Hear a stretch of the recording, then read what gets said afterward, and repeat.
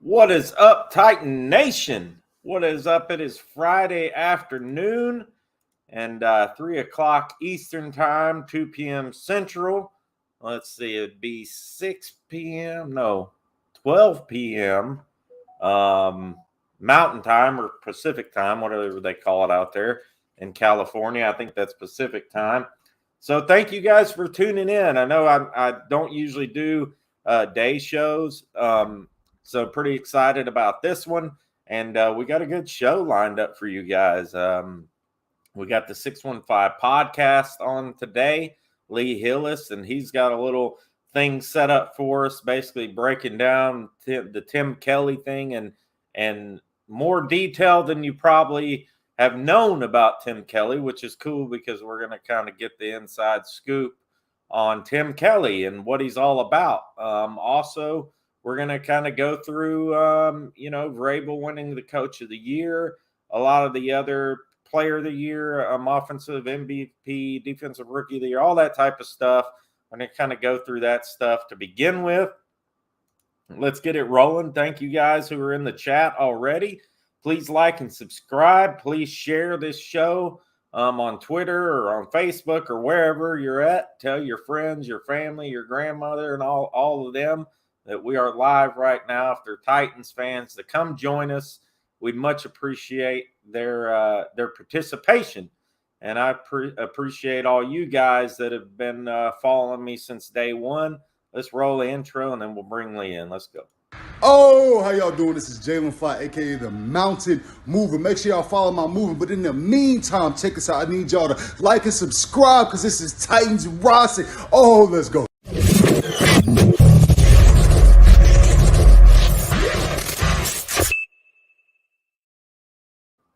All right, let's get Lee in here. What's up, buddy? I think you might be muted there. There you go. Now, what's up? How's it going, man? I'm glad to get you back on the show, dude. It's good. It's good. Good. Yeah, Grandizer, he says, hey, no hat. Who is this guy? Yeah, man, I decided not to go with the hat today. So there you go. So what I wanted to run through first, Lee, is, the NFL Honors was last night, and it was cool, man. It was cool to actually see Vrabel get recognized and our Tennessee Titans get recognized on the big stage. We all know he won the Pro Football Writers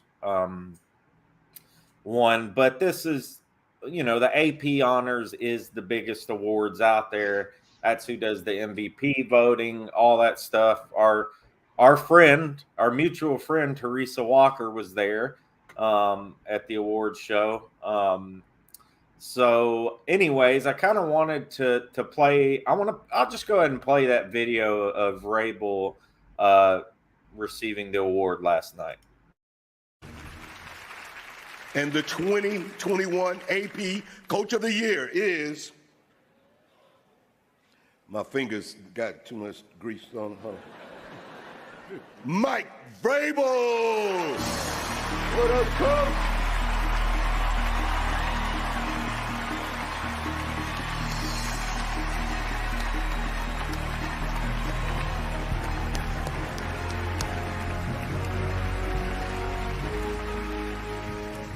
Thank you. It is an honor and a privilege to play and coach in this league. Okay, and having coached in the Pro Bowl, I know our game is in good hands. My job and every coach's job is to teach, develop, and to make a connection and make an impact. And I want to thank our owner. I want to thank Miss Amy Adams Strunk. That a girl. And I want to thank my family. I want to thank my wife, Jen. I want to thank Tyler and Carter. I want to thank my best friend. I want to thank Stretch. Okay, this is a reflection of our 91 players that help us win 12 games and our coaching staff. So thank you, and this is a pleasure. Thank you.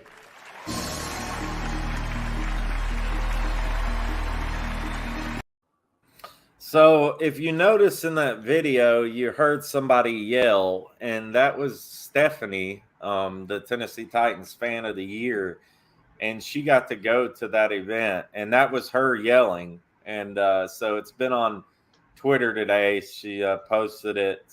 Her friend posted a video of him right next to her when she did that, and Vrabel responded to her and said, "That a girl." So, pretty cool moment for her, on national TV.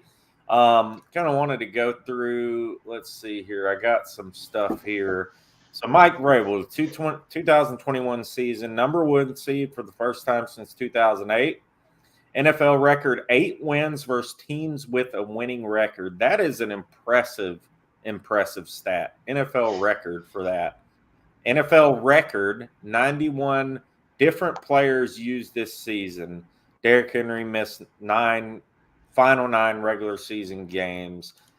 I mean, how impressive is that, Lee? Especially the 8 wins versus teams with winning record. I mean, how impressive is that to you as a fan of this team? It is impressive. And it's hard to do, to have 8 wins against teams with a winning record. And to run down through them, Kansas City made it to the AFC Championship game. LA Rams in the Super Bowl. Those are just 2 of the 8. Yeah. And I think all the teams we beat were playoff caliber teams. Yeah, I want to say like 6 out of maybe 8 of them were playoff teams. So, I mean, that's Buffalo, Kansas City,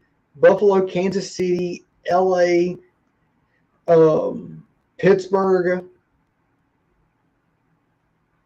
New England. Yeah. I think at the time, New Orleans was in contention, but then they knocked them out. Yeah.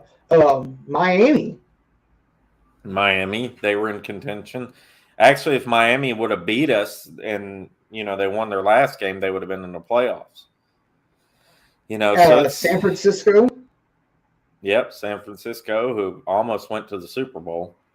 So it's a super impressive thing that Vrabel did. Amy Adams, she released a statement saying, "I want to congratulate Mike on being selected NFL Coach of the Year last night, an honor that was certainly well deserved. He and his staff navigated so much adversity due to injuries, found a way to coach, motivate, and inspire the team to a division title and the best record in the AFC. While the season didn't end the way any of us expected, it doesn't diminish my excitement for what is to come, knowing that Mike will be leading our team."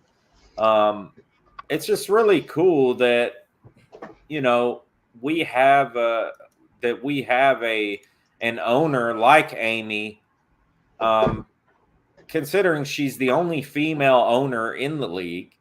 Yeah. And she lets them do what they want to do. I mean, she lets Vrabel coach and she lets John manage, how rare is that in the league?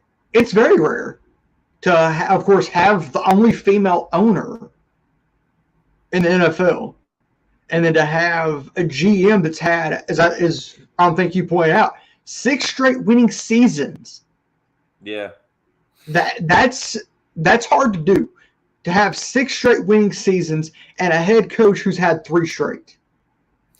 And you look at a lot of these owners, man. Like you look at Jerry Jones, Who's been doing it? Jerry Jones has been at this for a long time. Yeah, you look at these owners, though. A lot of these owners out there have a lot to do with what the coaching side come in. Jerry Jones has been notorious for forcing coaches to make moves. There's been a lot of owners like that in the league who are very power hungry and they want to be the ones to pick the players and all that. And I'm sure Amy has somewhat of a say in it, of course. But she leaves it up to Mike and John. Exactly. And that's something that it's a blessing to have as an organization. I mean, that usually it doesn't happen like that. You know, And of course, congrats to Mike and John on their extensions. Yep. And I reached out to Teresa Walker to see if I could find out details. She says that they really don't know any details, but she is presuming that Mike Vrabel has a 5-year extension. wow. Yeah, I mean, and that makes me happy, man. I'm glad because, you know, they've brought a winning culture to this organization. And 3 straight playoffs, an AFC championship appearance, a #1 seed, back-to-back division titles. Yep. And hopefully it'll be. That's something you can't teach. Is winning. It comes naturally. Yeah. And when you get a Belichick coached player who's now an NFL coach like Mike Vrabel, that's what you get. Is a winning head coach. Yeah. And yeah, I agree with you there. And I think it's awesome. And I think too, you know, one of the thumbnail of this video I made was, you know, this is a bigger deal. You know, why is this such a big deal, Vrabel winning Coach of the Year? And a lot of people would say, oh, it's just 1 year, it's not that big a deal, blah, blah, blah. I think it's a big deal. And another huge deal is him being the coach of the Pro Bowl. I think it's a huge deal because it makes Tennessee and makes the Titans an attractable and an attracting organization. You know what I mean? Where these other players are seeing this. Hey, man, Vrabel's cool. You know, like I want to play for Vrabel. You know, it only helps us as far as in free agency and being able to acquire players. And I don't know if many of y'all listen to the sound bites. Patrick Mahomes even said, Vrabel's a guy that I would like to play for. Yeah, and that's pretty cool. There was one, I do have a video of Darius Leonard. I don't have the Mahomes one. I do got the one from the Pro Bowl. This is pretty cool too. Let's check this out. I'm so glad you even asked me about Coach Vrabel, man. Ever since I've been playing against him for 4 years, I had the utmost respect for him.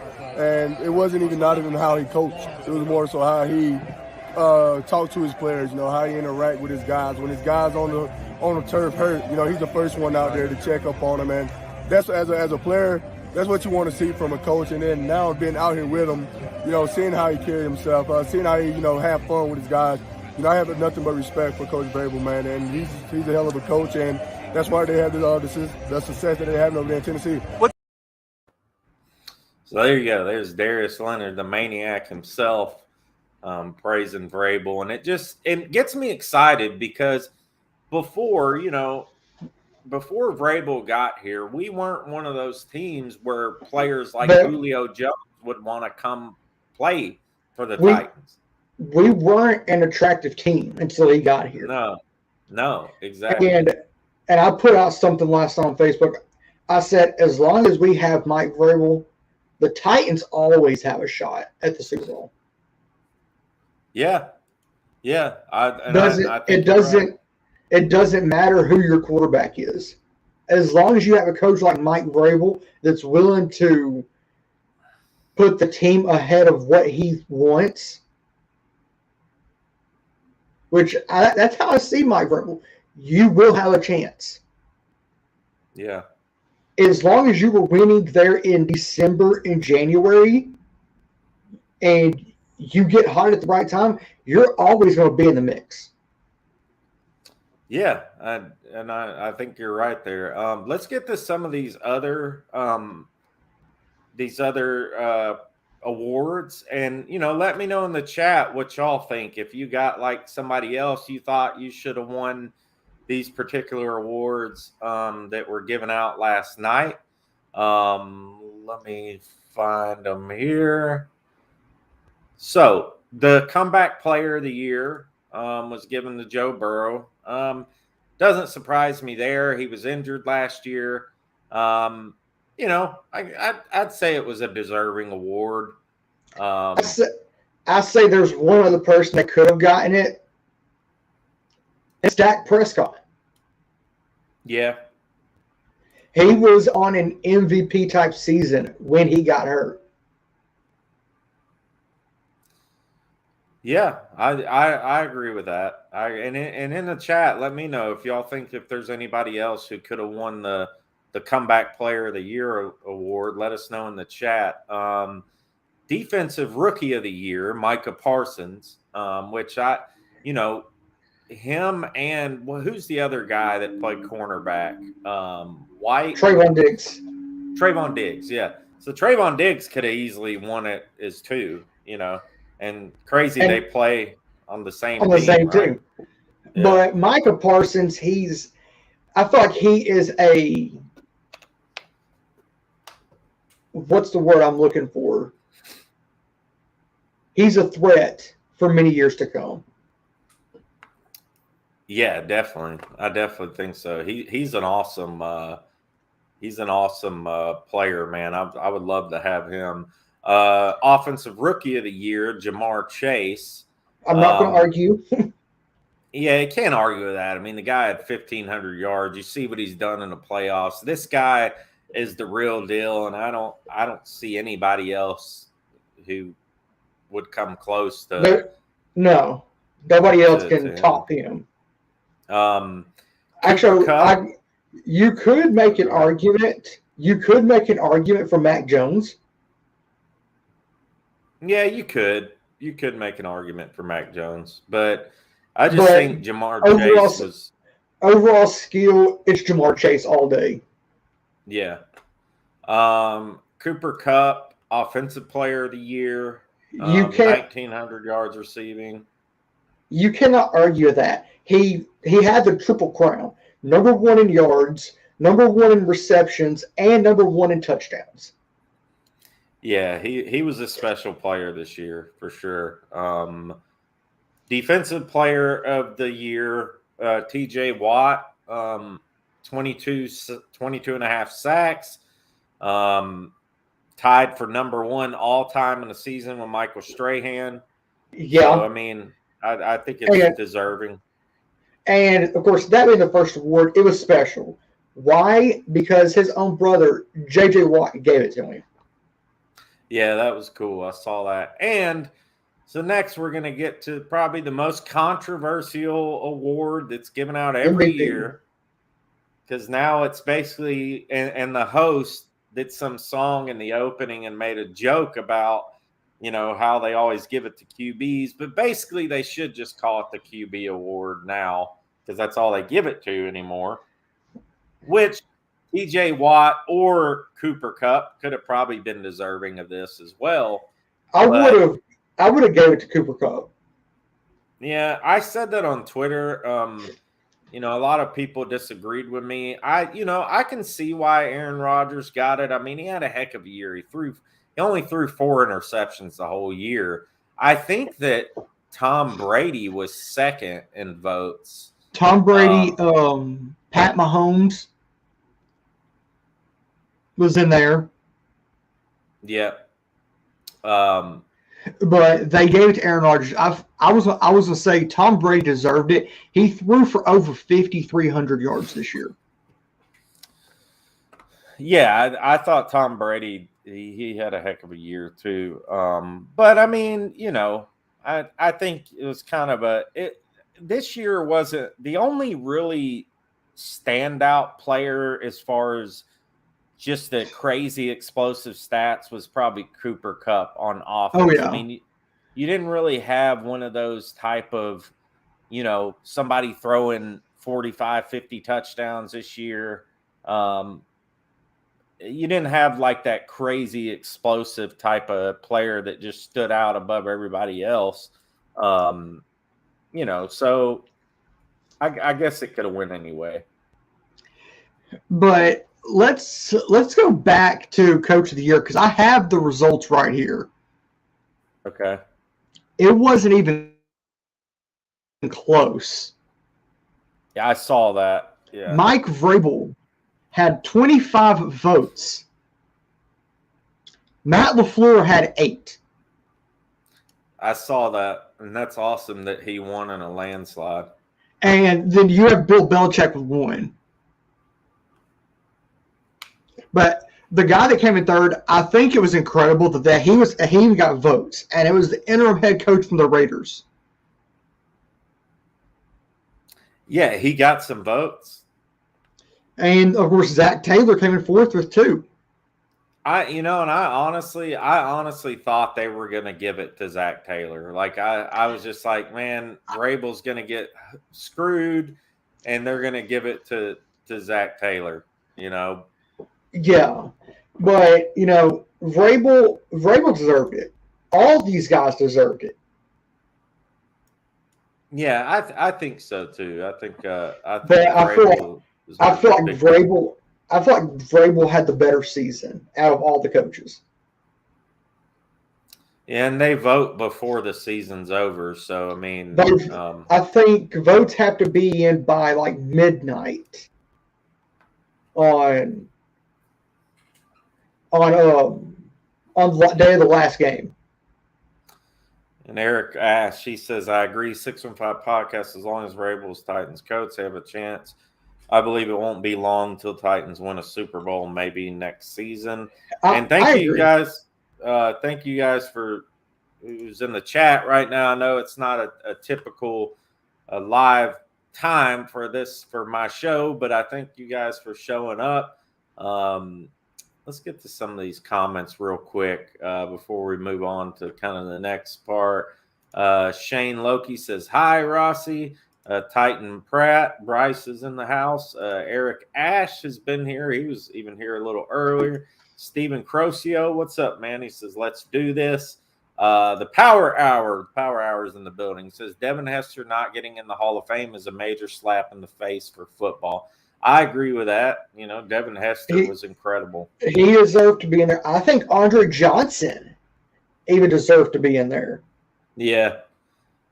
Yeah, I don't have the list of the Hall of Famers. I didn't get it prepped, but do you have the list? I don't know who all made it.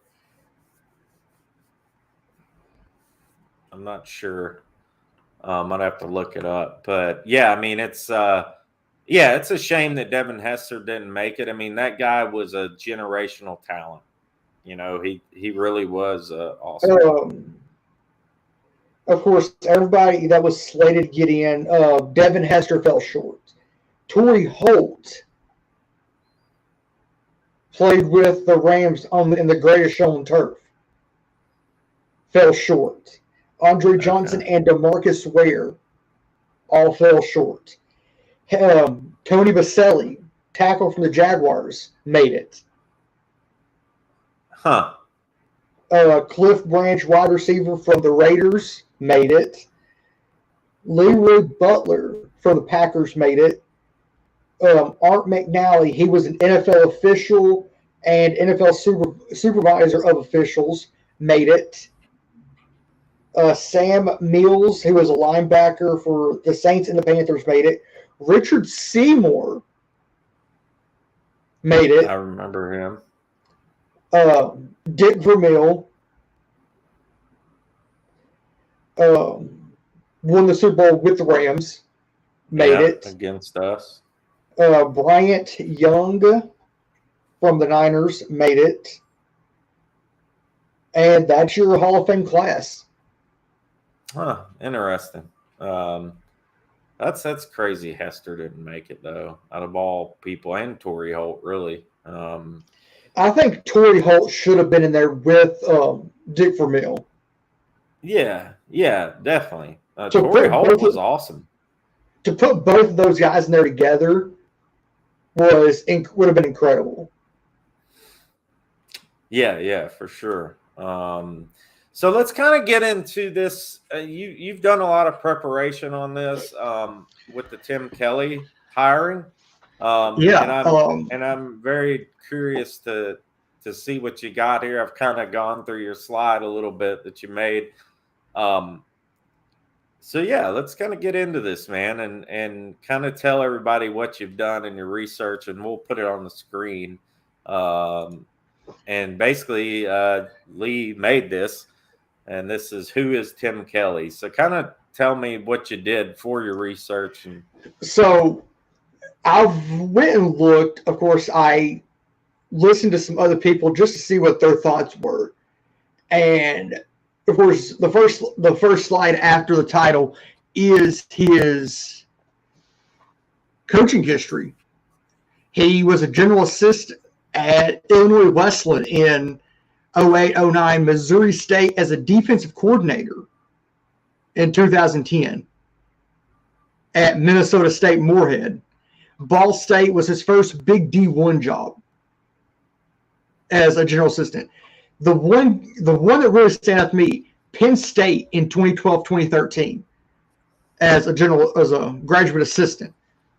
Rossi, can you tell me who the head coach at Penn State was? In 2012?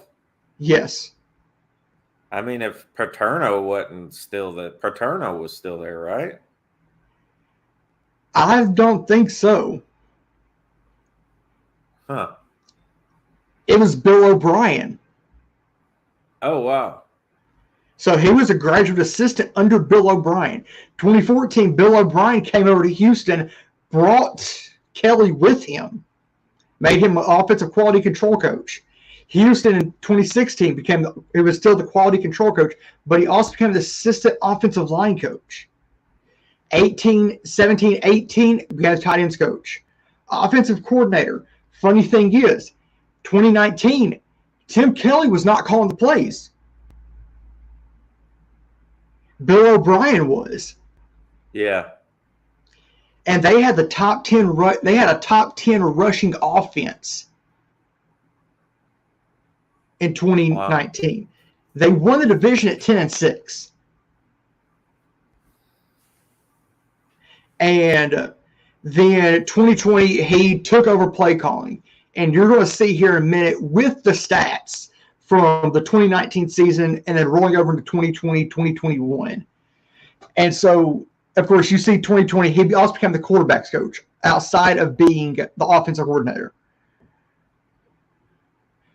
And so now we're going to look at the offensive pros from 2019. They had the 11th ranked offense. And as you see right there, he was not the offensive play caller. And top 10 rushing offense, you're doing something right if you're a top 10 rushing offense. Am I right, Rossi? Yeah, and what was his role then? He was still the offensive coordinator, but he was not the offensive play caller. He was the one in charge of installing. Gotcha. And getting your third down offense ready and your red zone. They were 11th in passing yards per attempt. That's a scary stat. When you're 8th on third down, in third down conversion, you're doing something right. That's the basis of what he was doing, is he was working on installing that third down offense. And then he was also in charge of red zone, where they were 7th in red zone percentage. So thinking about Todd Downing, the biggest problem was our third down. And I feel like bringing in Tim Kelly will help with our third down offense. And then now heading over to 2020, you see they were 4th in passing yards, 8th in touchdown passes. They had the second least amount of interceptions. They were 1st in net yards per attempt, 23rd in attempts. That means their quarterback, whoever it was in 2020, which I think it was Deshaun Watson, if I stand corrected. Right? Yeah. That means he was being efficient in their pass attempts. They were 7th in passing first downs. They were 13th statistically on third down with 43% conversion. If you have a 43% conversion rate during the season, you're doing something right. Yeah. And this was his first season calling the plays in Houston. That stat at the very bottom is what stands out to me. They were first, not second, first in explosive plays. That's what Tennessee was lacking last year. That's interesting, man, because you look at, if you look at 2019 to 2020 for this guy, and you think about what his role is going to be with us. I mean, if it's something where Bill O'Brien was heading up the offense and he came in and installed some things, maybe this guy could be a big deal for us. Maybe he will be able to help Downing turn it around. But 2021, as you're fixing to see, is where stuff takes a downturn. They were 23rd in explosive plays. They averaged 36 yards on opening drives.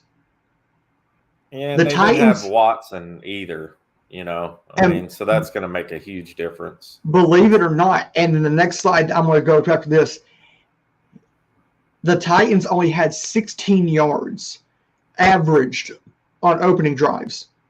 That's terrible. That's absolutely terrible.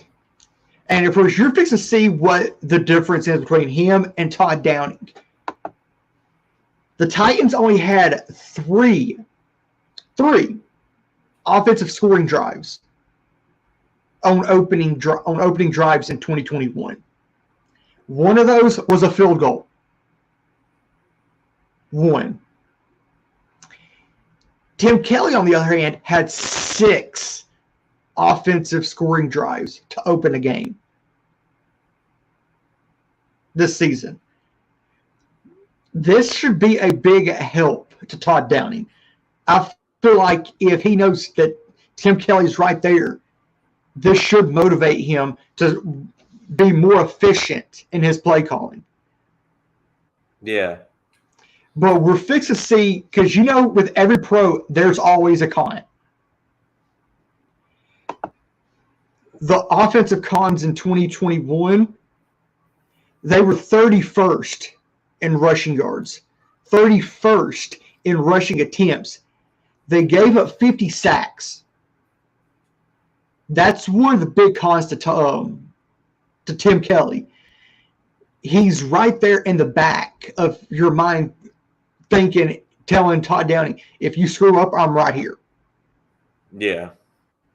But they were 26th in yards per attempt. But the one context, the reason they were such a bad rushing team, they were always playing from behind.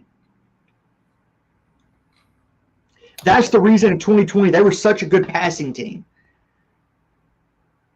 And what's crazy is Deshaun Watson had a heck of a year that year. Steven makes a good point too. Like Tim Kelly only had Davis Mills most of the Texans game before he was fired, and that's true. If you look at 2020 to 2021, obviously his numbers are going to be a lot better because he had Deshaun Watson. This year he had Davis Mills the majority of the year, and Tyrod mixed in there a little bit. The first game they beat us is because Tyrod Taylor, not counting all the turnovers that Tannehill had. Yeah. And there he said, give Tim Kelly the passing plays and Tom Downing the rushing plays. I agree with that. But playing from behind, like if you're down 3 scores, if you run it, you're milking clock. You need to be able to get those explosive plays over the top to get back in games. Yeah. And 2021 wasn't any better. They were 32nd in rushing yards. They were dead last in the league in rushing yards. They were next to last in rushing attempts. So in the back of my mind, I'm thinking, could this be a good thing for the Titans? Passing-wise, extremely good. Because last year, the Titans were, in 2021, the Titans were 29th in the league in explosive plays. 29th. Houston was 23rd. But going back to 2020, they were number 1 in explosive plays. Yeah. And that's, of course, this is going into my thoughts on the hiring of Tim Kelly. I think it's a good thing. Yeah, I think it's a great thing. And too, if you look at their rushing too, like Steven brought up a good point, but if you look at their rushing, their running backs weren't hardly any good at all. I mean, they've had David Johnson. They made that terrible trade where they brought in David DeAndre Johnson. Hopkins. They had Philip Dorsey. I mean, their running backs have just been – they haven't had any good running backs at all either. But you could also make a case that Rex Burkhead is a pretty good back. Yeah, he's decent, but he's not – I don't think he's like – he's all right. He did a lot. He did good this year. But, I mean – and like you said, I mean, they were playing from behind. I think you have running backs like Foreman and Henry. Your rushing game would be a whole lot better. Yeah. And I went and looked at Pro Football Reference. They had just north of 4,700 yards. Houston did. You had Davis Mills. He was a big majority of that. Yeah. But between Tyrod Taylor and Davis Mills, they were 354 for 546 for just north of 3,300 yards. Yeah. They had 420 carries for 1,422 and 8 touchdowns. They had 21 passing touchdowns and 15 interceptions. Yeah. But if you go look at what the Titans did, Titans had just north of 5,800 yards. Tannehill was 359 of 535 for 34-18, 22 touchdowns and 14 interceptions. Yeah. I mean, I think bringing in a guy like this is going to help you a lot. Exactly. I think it's and then I think it could make a huge difference. You look at what Schwartz did. I mean, we had No Flags film on the other night, and he's last night. He's made a good case of, really we don't know what Schwartz did, so we can't really judge on how much he actually improved. But he did make a good point about how Schwartz was very hands-on in practice as far as techniques and stuff like that. And, but I think with this type of hire, I think this is a guy, because Schwartz was just given the title of, defensive, assistant or something. Senior defensive assistant. This guy has an actual title, passing game coordinator. So he's going to be heavily involved in the passing game. Exactly. I think he's going to be involved way more than Schwartz was with the defense. And to make mention, and I'm going to point out something that Tyler Rowland said from the Let's Tighten Up or Locked On Titans. Yeah. He said, when you have a guy who was a defensive coordinator, like Tim Kelly was at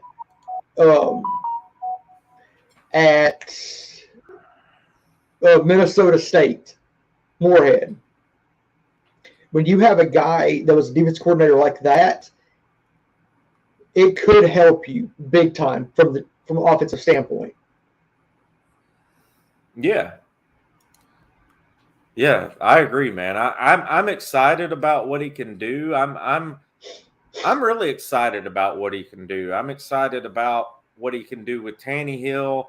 As far as, because Tim Kelly has got, you look at Davis Mills. Davis Mills overperformed. Like he was a lot better than he was supposed to be. And I think Tim Kelly had a lot to do with that. You look at Deshaun Watson, like you were showing the stats in 2020, their rankings, and we'll pull them back up here, is 2020 offense. Now, that was Watson. Watson had one of the best years of his career then, but I think you got to attribute a lot of that to, Bill O'Brien might have, no, he called the plays in, right? Tim Kelly. Kelly started calling the plays in 2020.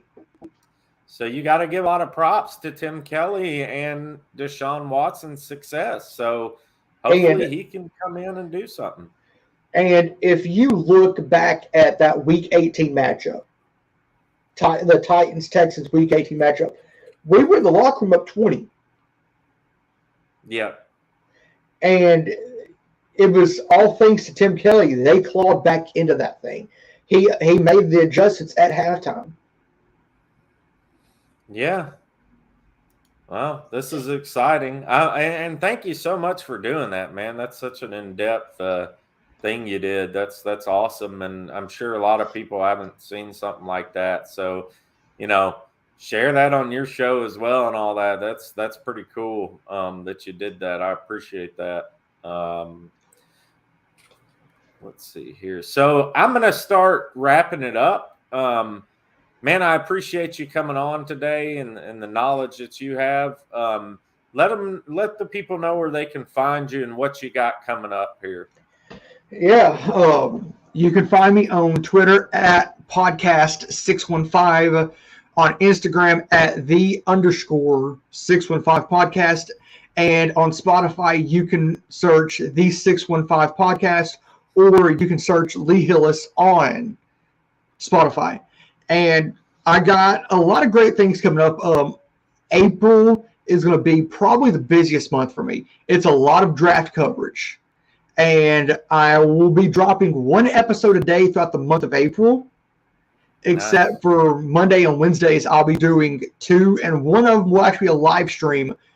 What I'm doing each day is I'm highlighting a different player throughout the month of April, on every day of the month of April.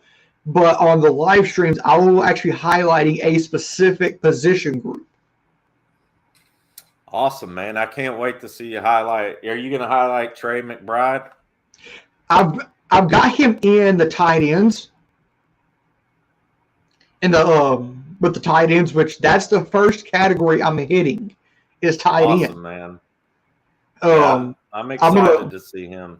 I'm going to work on building up because I did something sort of like what you saw today, but I'm going to work on building up the profile of my top 5. Awesome, man. I can't wait to see it. So that's one thing I have going up. I've reached out to Jalen. I did fill out the pre-engagement form. I haven't heard anything back. I'm working on getting Buck Rising on. And I'm also working on getting the in-game hype guy, Lance Smith,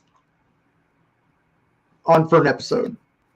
Yeah, Lance is awesome. I had him and Teresa on at the same time. It was very cool.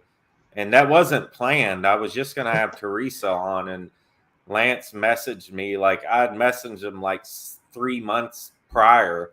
And he was like, "Hey, man, could I come on tonight?" And I was like, "Sure, The more the merrier. Yeah, why not?" So it was a great show. But yeah, I reached out to him before the divisional round game. Yeah. Trying to get him on to talk about that game. And he was like, "Hey, man, just got this. Hey, the way it ended." But he was like, "If you're rolling on, just let me know." That's awesome, man. Yeah, and Eric Ash says great research, 615, and that's good stuff. So, man, thank you for coming on today, man. And we'll get together soon for sure. Yeah. Thanks for having me. Yeah, tighten up, brother. We'll see you next time. See ya. So there is the one and only Lee Hillis, the 615 podcast. An awesome guy. That was an awesome thing that he had there on the little PowerPoint thing that he had was really cool. Thank you guys for tuning in today. I know, hasn't really been haven't had a ton of people in today, but it is a day show. A lot of people are working and stuff. I want to get to some of your comments. What's up, Ducky? Eric Ash, thank you so much for all your support of the channel, man. It means a lot. Stephen Crosio says 5 years. Yeah, it looks like that's what they've extended them is 5 years on the contract or for Vrabel. So that's a lot. But if he keeps winning and J-Rob and him keep winning, then why not? Why not give him 5 more years?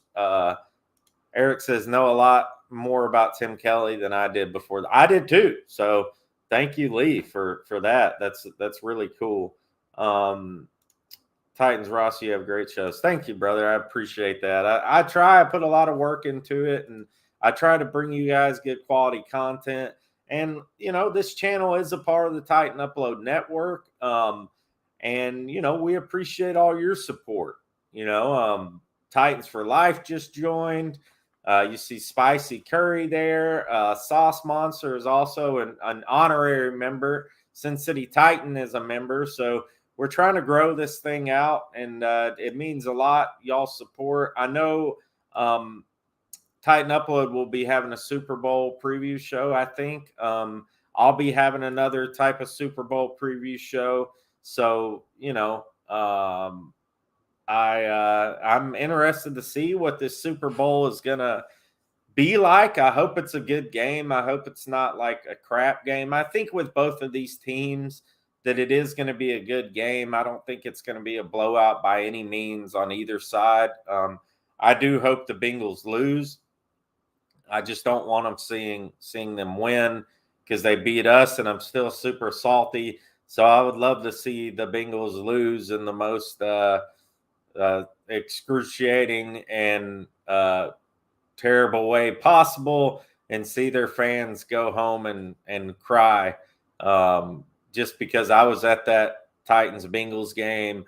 I didn't personally like how the Bengals players reacted after they won, flicking off the crowd with their middle fingers and all that stuff. I just thought it was complete trash.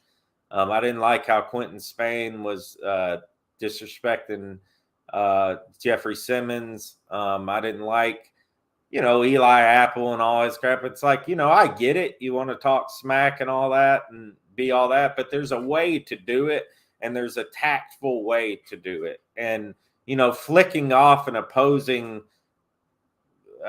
team's fans is kind of ridiculous to me. So I hope the Bengals lose. I don't want them to get smashed. I want to see a good game just because it's a Super Bowl, but mainly I just want to see them lose in the most disheartening, heartbreaking way, almost like we lost the 1 yard against the Rams years ago. That's how I want to see the Bengals lose. I don't care about Burrow or any of those guys, but I would love to see the Bengals lose in that way. I wouldn't mind seeing them lose on a missed kick by their rookie kicker just because he's done so well. And I'm just salty. Look, I'm salty. I get it. It's fine. I'm fine with it. I don't care that I'm salty. So I hope the Bengals lose just either on a missed field goal, a 1 yard thing, or whatever. So it is what it is, right? King Isaac says, "Congrats, Vrabel. Now go get Rodgers." Yeah, man. At the end of the day, I don't think they're going to let go of. I don't think they're going to let go of Tannehill at all. I think that his contract's too big. If Tannehill's contract wasn't the issue, I think that they're looking at it in a serious way. I just don't think that Vrabel is going to give away that much. Or not Vrabel, but J-Rob. I don't think J-Rob's going to give away that much for a possibility of a Super Bowl. Okay, yeah, if you go get Rodgers, you get him, but does that automatically make you a Super Bowl champion? No, it makes you a contender, but you look at what Rodgers did this year in the playoffs. He didn't do anything. He's 11-10 in the playoffs. He hasn't won a Super Bowl in 10 years. So it's not like you bring in a guy like Rodgers and you're an instant Super Bowl winner, or bring in a guy like Russell Wilson and you're an instant Super Bowl winner. I think that you can win a Super Bowl with Tannehill, but I also think that you got to have a defense that's even better than last year's. Our defense ended up being like 13th in total yards. I think you got to have that secondary's got to improve, and that's changing out Jackrabbit Jenkins. Jenkins is a liability. I think you get somebody in there that can be a solid number 2 corner, a real number 2 corner. Maybe that's Caleb Farley will get healthy and step in and play that role. I think you got to get better at that position before we're talking about this being a Super Bowl defense. Now, if you look at it, this playoffs, they could have been a Super Bowl defense. They kind of were. I mean, 9 sacks. But they also gave up 340 yards passing. So, I mean, there's that too. And they gave up some big plays. It really screwed them. Eric Cash says, I believe a lot of Rodgers' issues is the team. He had Green Bay and Nashville, I believe. Yeah, and I see, I'm with you there. And I think he would have a lot more, he'd have Henry, possibly Foreman if they re-sign him, Julio and AJ. I mean, you got a good nucleus, and you bring in a guy like Rodgers. Yeah, I think if you bring in a guy like Rodgers, you are a Super Bowl contender. I also think you're a Super Bowl contender with Tannehill too. It's just a matter of getting the right plays called, being healthy. Tannehill didn't have most of his weapons most of the season, so I'm kind of giving him a mulligan a little bit. Kind of giving him a mulligan on the season, as far as just because he never was really able to get into a rhythm because of all the players that were missed, So, and I hear you, Mark. I mean, yeah, they did call some false starts, but I don't think that was the reason we lost the game. I think the refs sucked all around this year. I think the reason we lost the game was because Tannehill threw 3 interceptions. And yeah, we might have, yes, it could have led to 3 field goals, but at the end of the day, Tannehill threw 3 interceptions. I mean, he threw an interception on the first play of the game. I think at the end of the day, that's what did it, and Downing's play calling. Yes, there were moments where the refs sucked. There were moments where the refs gave us 1-2, helped us out as well. So I think that, I think this team can win with Tannehill.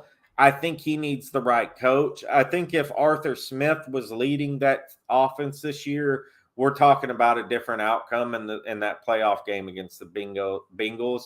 I think Downing just decided to call his worst game of the year against the Bengals. It was terrible, the calls that he played, the calls that he did in that game against the Bengals. I think if you got a guy like Arthur Smith, or you got a guy like Tim Kelly calling some of the passing plays, I think you're talking about a different outcome in this game. And yeah, we should have took it to overtime. I think we had a better shot in overtime than we did at the end. One thing that made me mad about the end of that game is how they were kind of just humming along, and they didn't show any sense of urgency. They were letting the clock just roll down. The clock management was terrible at the end of that game. And I think that it made Tannehill kind of rush things a bit and make a rush throw. And I think that if you have an experienced OC, or you have somebody that can that has good situational awareness as far as an OC, you would see something different there. You would see a different type of tempo.